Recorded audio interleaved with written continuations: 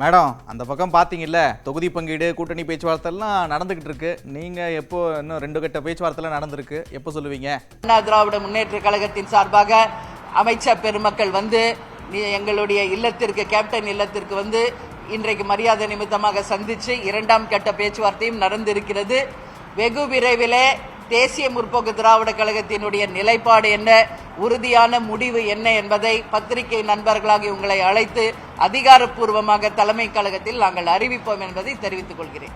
வருங்கால முதல்வர் அந்நியார் கொஞ்சம் பொங்கிட்டாங்க தொண்டர்கள்.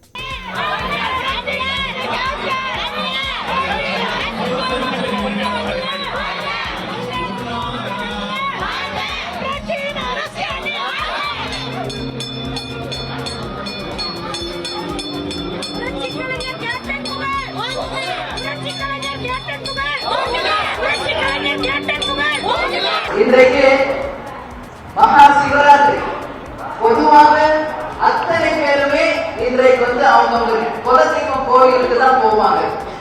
ஆனா மார்ச் 8ம் மகா சிவராத்திரியும் ஒரே நாள்ல வந்திருக்க, எப்படி நம்ம அன்பு சகோதரிகளை நாம் அழைப்பது என்று எல்லாரும் கேட்டாங்க.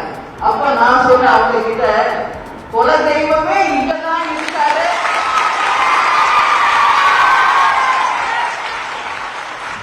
நம்ம குல சாமியே இங்கதான் இருக்காரு, நம்ம மகளிர் சகோதரிகளை பொறுத்த வரைக்கும் இங்குதான் குலதெய்வம், இங்குதான் கோயில். அதனால அவர்களை பொறுத்த வரைக்கும் இந்த மகா சிவராத்திரியை கேப்டன் கோவிலில இன்றைக்கு வந்து அவரை வணங்குவதுதான் இந்த உலகத்திலே அவங்களை பொறுத்தவரைக்கும் மிகப்பெரிய பாக்கியமா கருதுவாங்க. அதனால எந்த விதமான மாற்று கருத்தும் வேண்டாம்.